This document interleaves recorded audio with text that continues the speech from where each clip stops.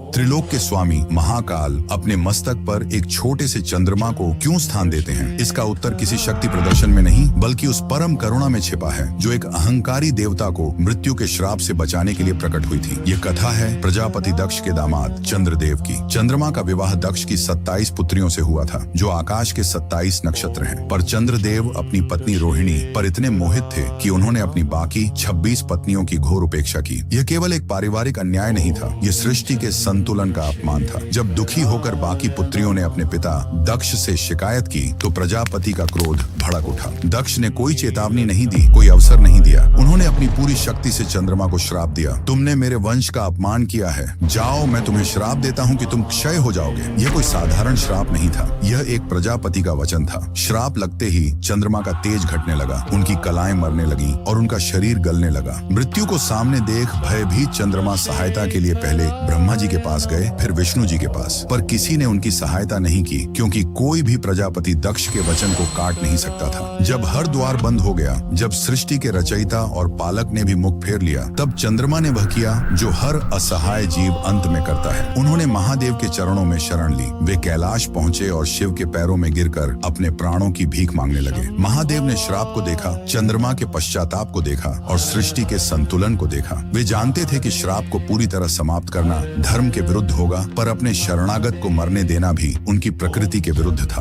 तब उन्होंने एक ऐसा मार्ग निकाला जो केवल महादेव ही निकाल सकते थे। उन्होंने चंद्रमा को उठाया और अपने शीश पर अपनी जटाओं में धारण कर लिया। शिव के शरीर का स्पर्श पाते ही चंद्रमा की मृत्यु रुक गई। महादेव ने श्राप का मान रखते हुए उसे संशोधित कर दिया और कहा, दक्ष का वचन व्यर्थ नहीं जाएगा। तुम 15 दिन क्षीण होगे, पर अगले 15 दिन मेरी ऊर्जा से तुम पुनः पूर्ण हो जाओगे। उसी दिन से कृष्ण पक्ष और शुक्ल पक्ष का चक्र आरंभ हुआ। वह अर्धचंद्र महादेव के मस्तक पर एक आभूषण नहीं बल्कि एक वचन है। यह वचन है कि जो कोई भी, चाहे वह कितना भी दोषी क्यों न हो, यदि सच्चे पश्चाताप के साथ उनकी शरण में आता है तो वे उसे मृत्यु के मुख से भी निकाल लाते हैं। वह चंद्रमा इस बात का प्रतीक है कि महादेव का दरबार न्याय का नहीं बल्कि करुणा का दरबार है। उस चंद्रशेखर के सम्मान में जो अपने भक्त के लिए श्राप को भी वरदान बना देते हैं, कमेंट्स में ओम चंद्रशेखर नमः अवश्य लिखें।